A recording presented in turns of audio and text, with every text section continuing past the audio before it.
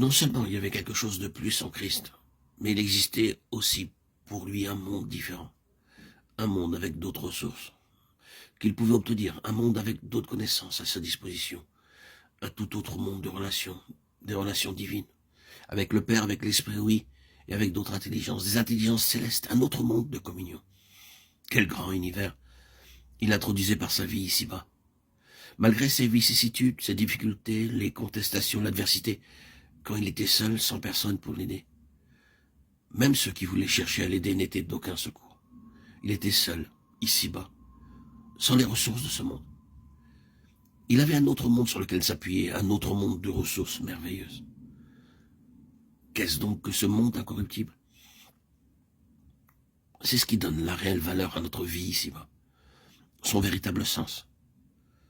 La connaissance que nous avons reçue et la connaissance que ce monde possède et dont nous pouvons disposer nous permet de réaliser que tout cela ne peut plus nous aider bien longtemps.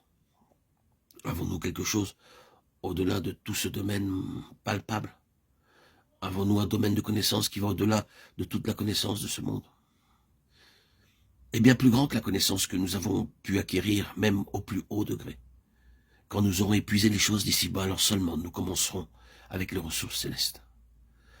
Ceci dit, sans aucune exagération, car la plupart d'entre nous, en tant que peuple du Seigneur, nous expérimentons que nous vivons des ressources de cet autre monde. Quand nous prions, nous le faisons. Ou que nous allions avec le Seigneur, nous faisons cela.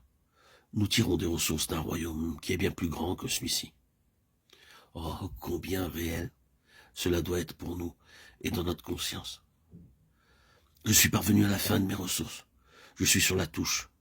Je ne sais pas concernant les choses de ce monde, quelle voie prendre. Je suis arrêté et dans une impasse. Mais je peux avoir les ressources d'un autre monde, d'un monde très réel. Et cet autre monde peut intervenir dans ma situation.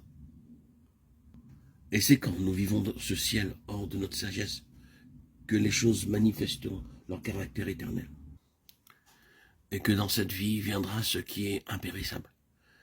Il y aura quelque chose qui résoudra le problème, qui surmontera la difficulté, qui ne sera pas le résultat de l'ingéniosité humaine, mais d'une intervention divine. C'est ce qui est incorruptible. Et Dieu cherche toujours à avoir cela. C'est pourquoi il permet peut-être les problèmes et nous conduit dans des impasses pour nous faire connaître que ce n'est pas tout. Il y a des ressources d'un autre monde, infiniment supérieur à tout cela.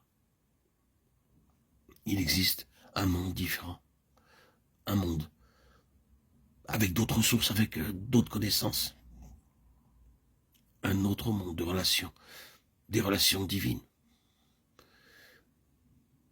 avec le Père ou avec l'Esprit, et avec d'autres intelligences, des intelligences célestes, un autre monde de communion.